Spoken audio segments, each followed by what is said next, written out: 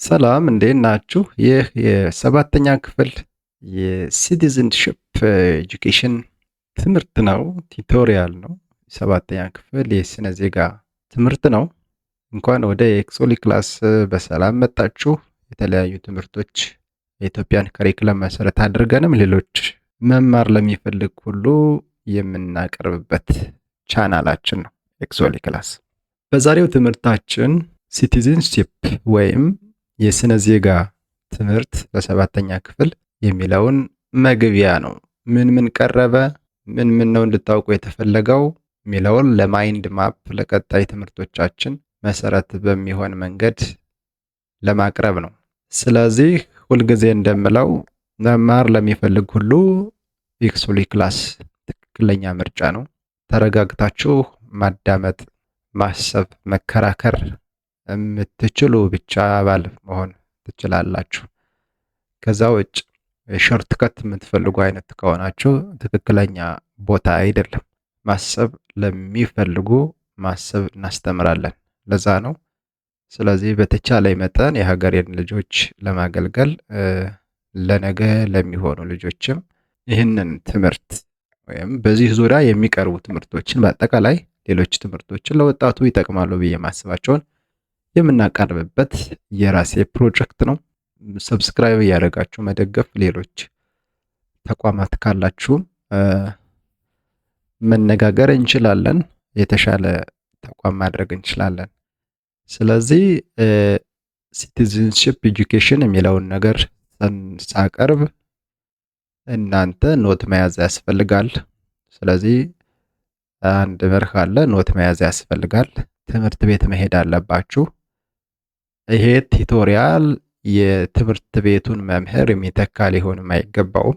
የትኛውም ዩቲዩብ ላይ ያለ ቲቶሪያል ትምህርት ቤቱ ላይ የተቀጠረውን አስተማሪ የሚተካ መሆን የለበትም። ነገር ግን እንደሚያግዝ ሆኖ መገልገል ያስፈልጋል። የሰዎች እይታ የተለያየ ነው። ስለዚህ በተቻለ መጠን ልክ ልጆችን የማስተምር ያህል በጣም በተቻለ መጠን ረጋ ብዬ ለማስረዳት እሞክራለሁ። እያንዳንዷን ነገር መጽሐፉ ላይ የቀረበው ምንድን ነው የሚለውን ጭምር በዛ ልክ ነው እንጂ ፓወርፖይንት ማውጣት በጣም ቀላል ነው። ግን ምንድን ነው የተጻፈ የምትፈተኑም በዚህ ልክ ስለሆነ ነው መጽሐፉን መያዝ እንደ ምርጫ ያደረኩት። ስለዚህ መረጋጋት አንድ መርህ ነው። ይህ ኤክሶሊ ክላስ ማለት ነው። ተረጋግቶ ኖት መያዝ አንድ፣ ሁለተኛ መረጋጋት አንደኛ፣ ሁለተኛ ኖት መያዝ፣ እያንዳንዷን ነገር ኖት መያዝ፣ በራሳችሁ መንገድ ኖት መያዝ።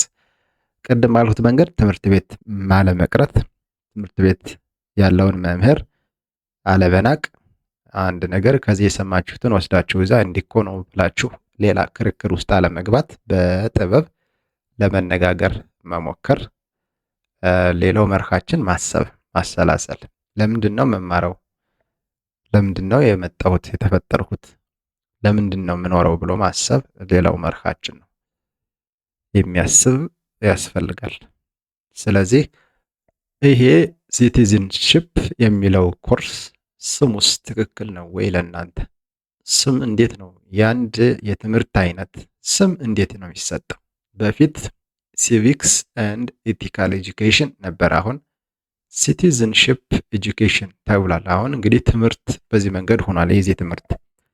ስለዚህ ይሄ ርዕስ ልክ እንደናንተ ስም ለዚህ ትምህርት እና ቀጣይ ለሚኖራቸው እስከ 12ኛ ክፍል ላይ ሲቲዝንሺፕ ብዙ ልዩነት ያለው ነገር የለምና ስያሜውን ከማወቅ ከመረዳት ጀምሮ የቀረቡ ትምህርቶች ምን የተመለከተ ነው። ለምሳሌ ለምን ሶሻል ስተዲስ ላይ ያሉ ትምህርቶች እዚህ የትምህርት ዘርፍ ላይ ለምን አልቀረቡም? ወይም የዚህ ትምህርት በብቻ መሰጠቱ ከሶሻል ስተዲስ ተለይቶ ነው ወይስ ምንድን ነው የሚለውን ነገር ማሰብ ጥሩ ነው። ለምን ማትስ ላይ አይሰጥም? ለምን እንግሊዘኛ ላይ አይሰጥም? ለምን ኬሚስትሪ ባዮሎጂ ላይ አይሰጥም? እሱንም ማሰብ። ስለዚህ እያንዳንዱ በዚህ 7ኛ ክፍል ላይ የቀረቡላችሁን ትምህርቶች ረጋ ብሎ ምንድን ነው እየተማርሁ ያለሁት? እንደ ሚሞሪ ነው እየተጫንሁ ያለሁት ወይስ ምንድን ነው እኔ ላይ ያለው አስተዋጽኦ? በምን መንገድ ጠቀመኝ? አንዳንዴ እኮ በልጅነት እንዴት መጉረስ እንዳለብን፣ እንዴት መጀመሪያ መሸብለል፣ ከዛ መጉረስ እንዴት እንዳለብን፣ እንዴት እጅ መታጠብ እንዳለብን፣ እንዴት ማውራት፣ እንዴት መቀመጥ መነሳት እንዳለብን ወላጆች አስተምረውናል አይደል? ስለዚህ ያ በህይወታችን ላይ እንደ አዲስ እንዳንሆን ለሁሉ ነገር እንድንለምድ ጠቅሞናል። እዚህ ጋር እየቀረበ ያለው ትምህርትስ ምንድን ነው የሚጠቅመን? በግል ህይወታችን ቤተሰባችን ላይ ስንኖር፣ በጎረቤት በቃ አጠቃላይ በህይወታችን በምንሰራው እንደ ገንዘብ ምንጭ በምናደርጋቸው የተለያዩ ሙያዎቻችን፣ ከሰዎች ጋር በሚኖረን ተግባቦት፣ ከጓደኞቻችሁ ጋር በሚኖራችሁ ተግባቦት ምን ጠቅሟችኋል? የምትማሩት ትምህርት አለዛ እንዲሁ ግድ ሰው ተወለደ ትምህርት ቤት መመላለስ አለበት፣ በዛ በኋላ ይሄን ትምህርት ብሎ ጨርሶ መመረቅ። ይሄ እኮ ግድ አይደለም። ማን ነው ይሄንን ያለው? ማን ነው?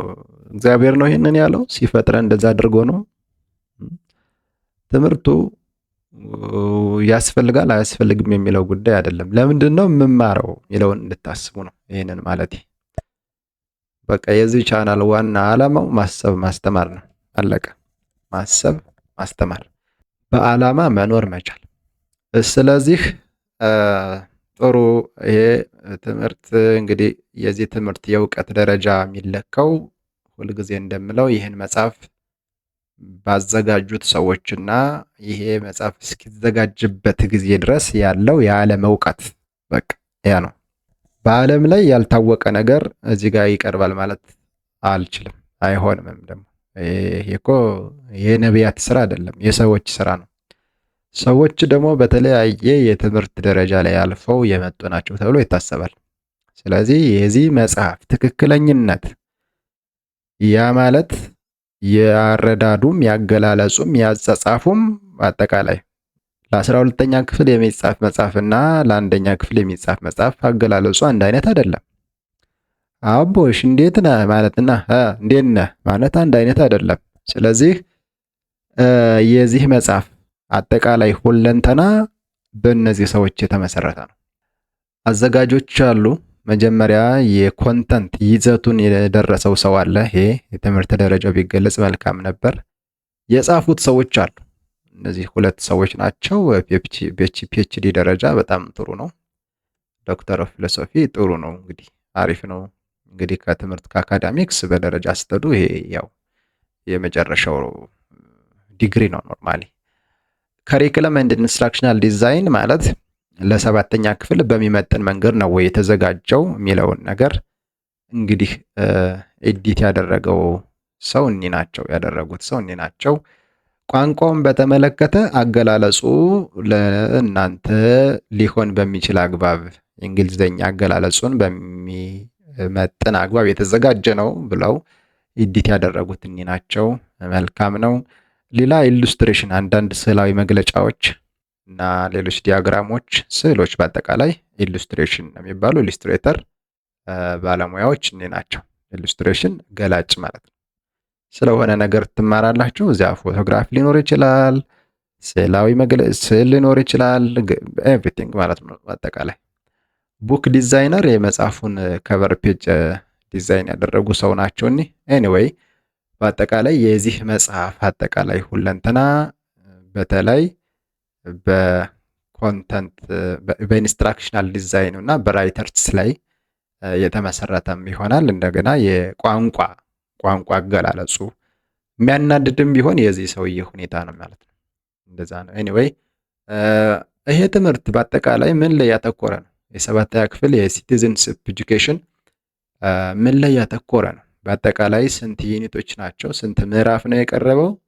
እውቀቱ በስንት መንገድ የተዘጋጀ ነው ስንል በ7 ምዕራፎች የተከፈለ ነው። ምዕራፍ ማለት እንግዲህ ለምሳሌ እናንተ ግራ ቀኝ፣ ግራ ኪስ፣ የፊት ኪስ ይኖራቸዋል። ወይም የልብሳቸው የተለያየ ክፍል ይኖረዋል። እንደዛ ነው። ስለዚህ የዚህ ትምህርትም በሲቲዝንሺፕ በሚለው ትምህርት ምን ርዕሶች ናቸው የቀረቡ እንደ ዋና ርዕስ? ስለዚህ ይሄንን መጀመሪያ በአእምሯችሁ ላይ ሳሉት። ገብታችሁ ባህር ላይ አትዋኙ። መጀመሪያ ባህሩን ወቁት። ራቅ በሉና ባህሩን ወቁት መጀመሪያ። ይሄ ባህር ያጠልቀኛል አያጠልቀኝም? የዚህ ባህርስ ዓላማው ምንድን ነው? እሱን ተረዱት መጀመሪያ። ስለዚህ ባህሩን መረዳት መጀመሪያ። ባህሩን መረዳት ማለት አእምሯችሁ ላይ መጻፍ። እሺ። ስለዚህ በዚህ ትምህርት በዚህ ክፍል ደረጃ መጀመሪያ ሲቲዝንሺፕ የሚል ምዕራፍ አለ። ምን ማለት ነው ሲቲዝንሺፕ? ኢሰንስስ ኦፍ ሲቲዝንሺፕ፣ የሲቲዝንሺፕ የዜግነት። አሁን እንግዲህ ሁሉን ነገር በአማርኛ ተርጉማችሁ ለመረዳት እድሜ ይፈልጋል። የሁለት የሶስት ሰው እድሜ ይፈልጋል። እናንተ ደግሞ አንድ ሰው ናችሁ። ስለዚህ በተቻለ መጠን እንግሊዘኛ ቋንቋችሁን ያዳበራችሁ እንድትሄዱ እመክራችኋለሁ። እኔም ስቴፕ ባይ ስቴፕ እንግሊዘኛ ብቁ የምትሆኑበትን መንገድ ራሴ የተጠቀምኩበትን መንገድ ለማስተማር እሞክራለሁ። ስለዚህ የመጀመሪያው ምዕራፍ ስለ ሲቲዝንሺፕ ነው። ሲቲዝንሺፕ ማለት ዜግነት ምን ማለት ነው ግን? አልጓጓችሁም? ሲቲዝንሺፕ ምን ማለት ነው? ዜግነት። አሁን ካልጠፋ ትምህርት ይሄ ትምህርት ሆኖ እንዴት ይመጣል ብላችሁ አስባችሁ እኮ ሊሆን ይችላል። ዞሮ ዞሮ ሲቲዝንሺፕ የመጀመሪያው ነው። ሁለተኛው ስቴት ኤንድ ገቨርንመንት፣ ሀገርና መንግስት። ሀገርና መንግስት እንግዲህ የፖለቲካ ምናምን አይደለም፣ አጠቃላይ ስለ ሀገር፣ ስለ መንግስት። ሶስተኛው ምዕራፍ ስለምንድን ነው? ስለ ዲሞክራሲ። ዲሞክራሲ ለመጀመሪያ ጊዜ ስማር እኔ ሲቪክስ ኤንድ ኤቲካል ኤጁኬሽን በሚል የስነ ዜጋና ስነ ምግባር ትምህርት የመጀመሪያው ምዕራፍ ማስታውሰው ዲሞክራሲ የሚል ስለ ዲሞክራሲ ነው የተማርነው። እና እናንተ ላይ በጣም አሪፍ ነገር ተሄዷል። መጀመሪያ ሲቲዝንሺፕ ምንድን ነው ወቁ። ከዛ ሀገርና መንግስትን ወቁ። ከዛ በኋላ ነው ዲሞክራሲ። የእውቀት አስተዳደሩ ወይም የሆነ ነገር አስተዳደሩ ትርጉም አለው። ጭንቅላት ላይ ከዛ አንገት፣ ከዛ ሆድ፣ ከዚያ እግር የሆነው ነገር ለዓላማ ስለሆነ ፈጣሪ መድኃኒዓለም የሰራውም ሰዎችም የሆነን ዶክሜንት ሲያዘጋጁ ሰው ሊረዳው ይችላል በሚል አግባብ እንደዚህ ይሰደራል። እና ሶስተኛው ምዕራፍ ላይ ዲሞክራሲ። ዲሞክራሲ ግን ምንድን ነው? አራተኛ ሩል ኦፍ ሎው። ሩል ኦፍ ሎው ማለት የህግ የበላይነት ማለት ነው። ሩል ኦፍ ሎው ግን ሩል የብቻ ነው። አሁን እንደ የህግ ትምህርት ስትማሩ ሩል የብቻ ነው፣ ሎው የብቻ ነው። ዋት ኢዝ ሩል ዋት ኢዝ ሎው? አሜዚንግ ባይ ዘ ዌይ ሶርስ ኦፍ ሎው ሃው ሎው መስት ቢ ክሬትድ የሚል እንዴት ህግ እንዴት እንደሚሰራ ሁሉ ያስተምራቸዋል። ይሄ ምዕራፍ በጣም በጣም ቆንጆ ነው። እስኪ በጣም ነው የጓጓሁት። አምስተኛው ስለ ሰብአዊ መብት። እንደኔ እምነት ግን ሰብአዊ መብት መጀመሪያ መቅደም ይችል ጥሩ ነበር። ሰብአዊ መብት ሰው ስለሆነ ብቻ ሊገባው ሊከበርለት የሚገቡ መብቶች ናቸው። በእርግጥስ መብት ምንድን ነው? የትኛው ምዕራፍ ነው ስለ መብት የሚያወራው? ተስፋ እናደርጋለን እዚሁ ላይ መብት ምንድን ነው የሚል ነገር እንደሚኖረው። እሺ፣ ስድስተኛ ከቀረቡት 7 ነገሮች ስድስተኛው ኢንጌጅመንት ኢን ኮሚኒቲ አፌርስ፣ በአካባቢ ጉዳዮች ላይ መሳተፍ። አካባቢያዊ ተሳትፎች ብዙ ነገሮች ይካሄዳሉ በየአካባቢያችሁ። እነዛ ተሳትፎች ይሄ በጣም አዲስ ነገር ነው። ሰባተኛውና በጣም አፕሪሺየት የማደርገው ነገር ክሪቲካል ቲንኪንግ። ክሪቲካል ቲንኪንግ ክሪቲካሊ ስታስቡ ዋይዝ ትሆናላችሁ። ብልህ፣ በብልህነት በብልጥነት ሚዛናዊ በሆነ መንገድ ማሰብ፣ ማሰላሰል መቻል። የሆነን ሰው በጥፊ ብመተው ያመዋል አያመውም ብላችሁ ለማሰብ እኔን በጥፊ ቢመቱኝ ያመኛል አያመኝም ብሎ የማሰብ ያህል ክሪቲካል ቲንኪንግ። ከሆነ ሰው ላይ የሆነ ነገር ብዘርፍ ብሰርቀው አይ ጠፋብኝ ብሎ ራሱን ሊጎዳ ከሰው ጋር ሊጣላ ይችላል ብላችሁ ስታስቡ እኔንስ ቢወስዱብኝ ምንድነው ማድረግ? ወይ እንዲማ መሆን አልፈልግም። ለማንኛውም አርቆ አሰላስሎ ሚዛናዊ በሆነ መንገድ ማሰብ ነው ክሪቲካል ቲንኪንግ። በጣም የዚህ ትምህርት እኔ ቀረብኝ ብዬ ከምለው መካከል ይሄ ነገር ነው ክሪቲካል ቲንኪንግ። ስለዚህ አሁን በነገርኳችሁ መንገድ 7 የእውቀት ዘርፎች ናቸው በሲቲዝንሺፕ ወይም ሲቲዝንሺፕ የዜግነት ትምህርት። መጀመሪያ ላይ ኢሰንስ ጽንሰ ሐሳብ ማለት ነው። ኢሰንስ ኦፍ ሲቲዝንሺፕ የዜግነት ጽንሰ ሐሳቡ ከምን ጀምሮ ነው? ምንድን ነው የሚያስፈልገው? ሰው ከተፈጠረ አንዴ ምንድን ነው ሌላ ዜግነት ብሎ ሌላ አይነት ጉዳይ። ፊቸርስ ኦፍ ጉድ ሲቲዝንሽፕ ጥሩና መጥፎ የሆነ ዜግነት ሊኖር ይችላል። አንዳንዶቹ እንግዲህ ዜግነት መጀመሪያ መነሻው ምንድን ነው? እሱን ነገር ማወቅ አለብን። ጥቅሙስ ምንድን ነው? ምንድን ነው ዜግነት ማግኘትስ ማጣትስ ምንድን ነው? በኢትዮጵያስ የዜግነት መብት ወይም የዜግነት ሕግ ምን ይላል? የኢትዮጵያን ዜግነት ማግኘትስ ምንድን ነው? ስለ ዜግነት እዚህ ምዕራፍ ላይ የተቀመጡ ነገሮች ናቸው።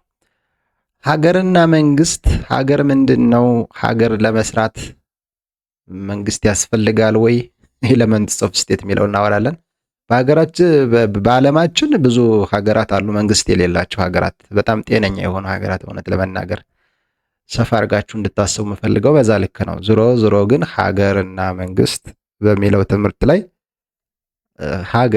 ሀገር እንድትባል ሀገርን ሀገር ያላት ማን ነው? ሰው ነው ወይስ ፈጣሪ ነው? ሰው ከሆነ ሀገርን ሀገር ያላት ሰው በሚሰጠው ስያሜ ልክ የሆነ ነገር ካልተሟላ ያ ነገር አያገለግልም። ያ ስያሜ ላይሰራ ይችላል። ሰው የሚለውን ጽንሰ ሐሳብ ሰው ሰጥቶ ቢሆን ሰው በሚለው ልክ ነው የሰው ልጆች ሰው መሆን የሚወሰነው አይመስላችሁም? እና እዚህ ጋር ግን የቀረበው ሰው ነው። እንግዲህ አንድን ሀገር ናት ያለ እንግዲህ ግን ምንድን ያስፈልጋል ሀገር ለመባል? በጣም ስሞለስት ካንትሪም ትባላለች አንድ ሀገር፣ በጣም ባህር ላይ ያለች በጣም ትንሽዬ ሀገር እሷን አሳያችኋለሁ። ለማንኛውም በአንድ ሀገር ላይ መንግስት ይኖራል ተብሎ ይታሰባል። ቢኖርስ ምን ስራ አለው? ዓላማው ምንድን ነው? ስንት አይነት መንግስት አለ? መንግስትና ሀገርስ ልዩነታቸው ምንድን ነው? እነዚህ ነገሮች ናቸው። አያችሁ፣ ሁለተኛው ምዕራፍ። ሶስተኛው ምዕራፍ ስለ ዲሞክራሲ ነው። ዲሞክራሲ ምን ማለት ነው? ከየት መጣ? ስንት አይነት ዲሞክራሲ አለ? አንድ ሰው ዲሞክራሲያዊ የሆነ አሰራሩን እንዴት ነው መለማመድ የሚቻለው? እናንተ አሁን ቤተሰባችሁ ላይ ዲሞክራሲ አለ የለም? እሱን እንዴት ነው መተግበር የምትችሉት? ዌይስ ኦፍ ኤክሰርሳይሲንግ ዲሞክራሲ። የሆነ አካባቢ ላይ ዲሞክራሲ አለ ለማለት የሚያስችላችሁ ነገር ምንድን ነው? ማሳያዎች ምንድን ናቸው? ፕሮሲጀራል ኤንድ ሰብስታንቲቭ ዲሞክራሲ ምን ማለት ነው? ፕሮሲጀር ስነ ስርዓት ማለት ነው አይደለ? ስነ ስርዓት። እሺ፣ ኢንዲጂነስ ዲሞክራቲክ ቫሊዩስ ሀገር በቀል የዲሞክራሲ እሴቶቻችን ምንድን ናቸው? እነሱን። አራተኛው ላይ ሩል ኦፍ ሎው የህግ የበላይነት። እንግዲህ እስካሁን ካላችሁ አብራችሁ ሰብስክራይብ አድርጉ። ካላችሁ በጣም እድለኛ ናችሁ። በደንብ ለራሳችሁ ዋጋ ሰጣችኋል ማለት ነው። ሰብስክራይብ ባታደርጉም ችግር የለውም። ለማንኛውም አራተኛው ምዕራፍ ሩል ኦፍ ሎው የህግ የበላይነት። ስለዚህ ህግ ምንድን ነው ብሎ ማስተማር አለበት ብዬ አስባለሁ። ከዛ ህግ እንዴት ይሰራል? ከምን ተነስቶ ነው ህግ የሚሰራው? ህግ ታውቃላችሁ? ህግ እናንተ አሁን ህግ ታወጣላችሁ፣ የክፍል መግባቢያ ወይ ደግሞ ደንብ ታወጣላችሁ። ህግና ደንብ አንድ አይደለም በመሰረቱ። ህግ ግን ምንድን ነው? ማን ነው ህግስ የማውጣት ስልጣን ያለው? ህግ ተፈጥሮ አለ፣ ህገ ሰብ አለ። የሰው ልጆች ህግ አለ፣ የተፈጥሮ ህግ አለ። እነዚህን ህጎች ማን ነው የሰራቸው? ለማንኛውም የህግ የበላይነት ጥቅሙ ምንድን ነው? መገለጫዎቹስ? የህግ የበላይነት አንድ ሀገር ላይ አለ ለማለት የሚያስችሉን ነገሮች ምንድን ናቸው? አታር ዘ ማኒፌስቴሽንስ ማለት መገለጫዎች ማለት ነው። ስለዚህ አንድ ሀገር ላይ የህግ የበላይነት አለ፣ አንድ አካባቢ ላይ፣ አንድ መስሪያ ቤት ላይ፣ አንድ ቤተሰብ ላይ እንግዲህ ህግ ግን ቤተሰብ ደረጃ አይደለም። እሺ፣ የሚያስችለን ግን የትኞቹ ነገሮች ናቸው? ሩል ኦፍ ሎው ወይም ሩል ኦፍ ማን፣ የሰው ሩል ኦፍ ሎው የህግ የበላይነት እና ሩል ኦፍ ማን የአንድ ሰው የበላይነት።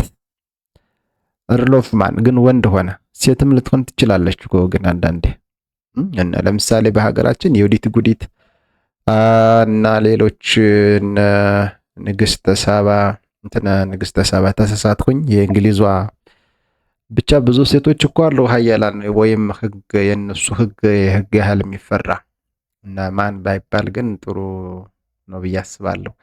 ፋክተርስ አፌክቲንግ ሩል ኦፍ ሎው የህግ የበላይነት እንዲኖር እና እንዳይኖር የሚያደርጉ ምንድን ጉዳዮች ናቸው? አምስተኛው ዩኒት ስለ ሰብአዊ መብት። ሰብአዊ መብት ምን ማለት ነው? የሰው ልጆች መብት ጽንሰ ሀሳቡ ከምን የመጣ ነው?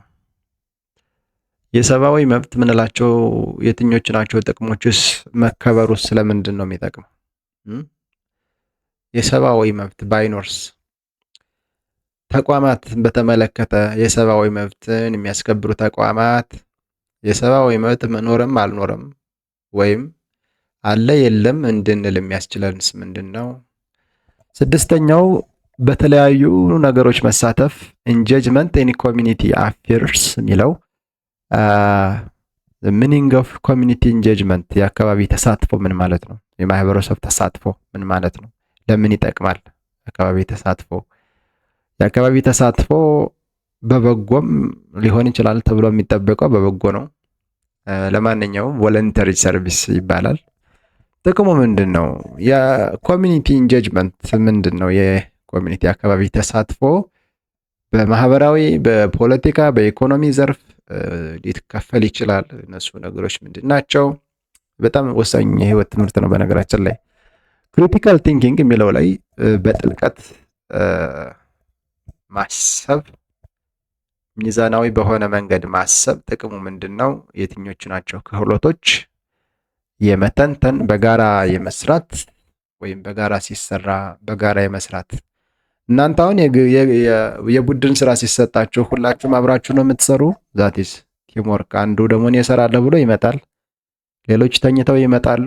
ያው ክሪቲካሊ አላሰበም ያ እሰራዋለሁ ያለ ሰው።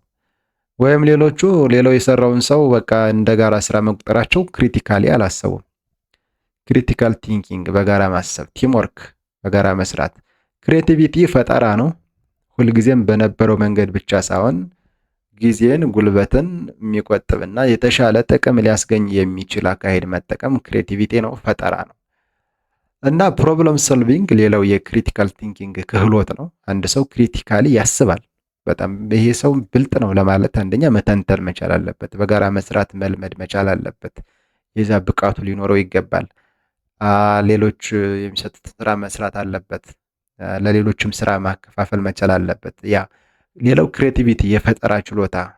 በቃ በአንድ መንገድ ብቻ የዛሬ 800 ዓመት የነበረውን ዛሬ ላይ ያለ መተግበር። ምክንያቱም ቴክኖሎጂ ጨምሯል፣ እውቀት ጨምሯል። እሱን መጠቀም። ፕሮብለም ሶልቪንግ ሌላውን ፕሮብለም ሶልቪንግ ችግርን የመፍታት ችሎታ የአንድ ክሪቲካል ቲንከር ወይ ደግሞ ክሪቲካል ቲንከር ማለት ሰው በጥልቀት ሲያስብ በብልህነት ሲያስብ ሰውየው ማለት። ስለዚህ እነዚህ ናቸው። ስለዚህ አይ ቲንክ እኔ እንደማስበው ይሄ ትምህርት በጣም ይጠቅማችኋል ብዬ አስባለሁ። ሁሌም እንደምለው እዚህ ትምህርት ላይ የቀረቡ ነገሮች ተመሳሳይ ሆነው እስካለ ድረስ ገጽ በገጽ ምን ማለት እንደሆነ በዛውም የመረዳት አቅማችሁን በሚጨምር መንገድ ታናሾች ታላቆችም ትኖራላችሁ፣ ብዙ ባለሙያዎች ትኖራላችሁ። ተማሪዎች ለማወቅ ለመዘጋጀት ለተለያዩ ፈተናዎች፣ ሌሎች ባለሙያዎች ደግሞ የቀረበው ትምህርት ሪሊ ስለምንድን ነው የሚለውን ለመረዳት ይሄ ትምህርት በነገራችን ላይ እስከ ዩኒቨርሲቲ ድረስ ተመሳሳይ ነው። ምንም አዲስ ነገር የለውም። ምንም ዲሞክራሲን አሁን አወቃችሁት ማለት ሌላ ዲሞክራሲ የተለየ ዲሞክራሲ የለም።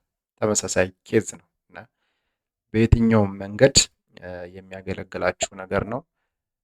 በዛ ልክ በሚሆን አግባብ ቲቶሪያሎች ይቀጥላሉ።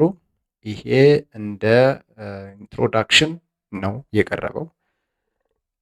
አብራችሁኝ ስለነበራችሁ አመሰግናለሁ። ዛሬም ኑ ተማሩ።